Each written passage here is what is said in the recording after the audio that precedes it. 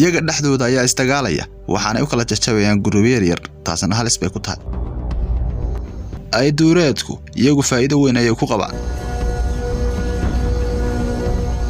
deeradu waa mid aad u feejigan isla mar ahaantaasina way adag tahay in dhexdeeda la galo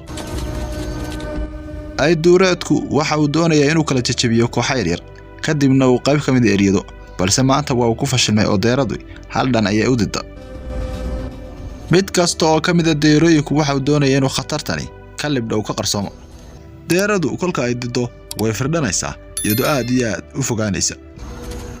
inta kadib uulaydu ama ay duureedku shaxdi way bedeleen waxaanay ku tala galeen inay sameeyeen eriyada dheer iyagoo mid ka mid ah deerada geesu la baxaya guud ahaan qorshaha way bedeleen waxaanay dejinayaan shax cusub taasoo tamartooda oo dhan isugu geynayaan hal mid kadib markay arkeen mid lab oo ku ordayay xawaaro hoose iyagu xawaaro sare ayay ku soo yaaceen isla markay xawaaro sare ka ordaan muruqyadooda waxaa la siinayaa oksijiin degdega oksijiinta la siiyay isla markaaba waxay ka caawinaysaa inaanay dareemin wax daala shaqadoodana si fiican u qabsadaan balse la mid maaha deeradu iyadoo way ka hordaalaysaa balse way ka xawaaro badan tahay in badan ujeedadoodu maanta waa inay hal mid isugu tagaan dhammaantood waxaana ka caawinaysa khibradda ay u leeyihiin iyaga oo koox haday hal dhan ka weeraraan chance beelasa deerada ay ku baxsan karto taa beddelkeeda chanceskaas ayay ka dilayaan waana isballaarinayaan si ay qaar ka mid ah ugu tagto kolkays tiraahdo baxsa deeradu hal mid oo kaliya ayaa soo eriyanaya ay duureedka halka kuwa kale ay sugayaan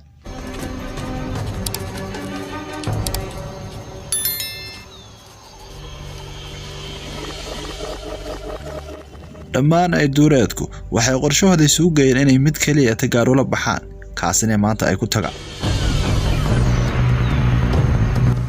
waa kaymad shaqo aqoon badan oo ma laha qoyskiisina gaar ayaa looga saaray inuu baxsado ayuu tamartiisa isugu geeyay waxaana ku waajahan yahay harada waxa ku daba jira raxandhan taasoo isaguna eeganaysa maanta waxa uu jeclaan lahaa inuu ku dhex jiro qoyskiisii doorooyinka kadibna khatarta kaga gaban karo ay duureedku waxay doonayeen ayay heleen waxaanay u dhowdahay inay u suurta gasho way isku ballaarinayaan iyagoo harada ku aadinaya kadibna iyaga ayuu si kadisa ugu soo jeesanaya isagoo biyaha ka cabsi qaba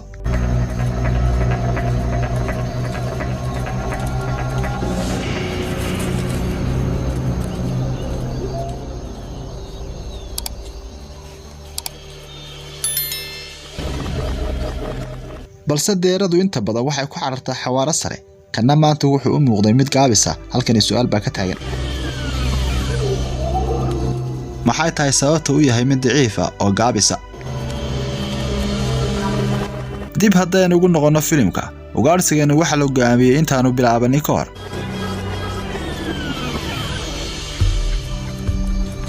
iyo kuwa dhadiga qoyska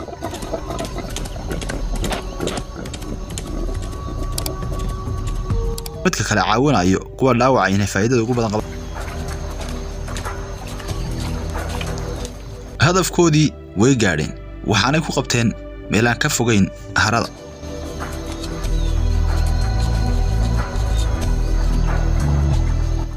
markasta nidaamka iyo xawaaruhu waa biyo kama dhibcaan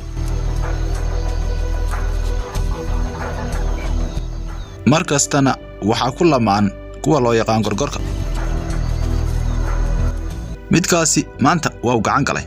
waxaanad moodaa xiriirka qoyska dhexdiisu marka ka dambaysa inuu sii xoogaysanayo xirfaduna sii horumarayso Lightface waa midka ugu dambeeya ee ka dul tagay raqda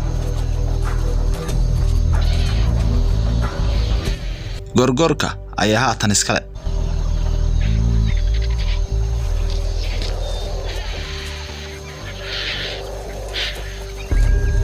waxa ku jira xayawaanada ugu guusha badan xagga ugaarsiga dunida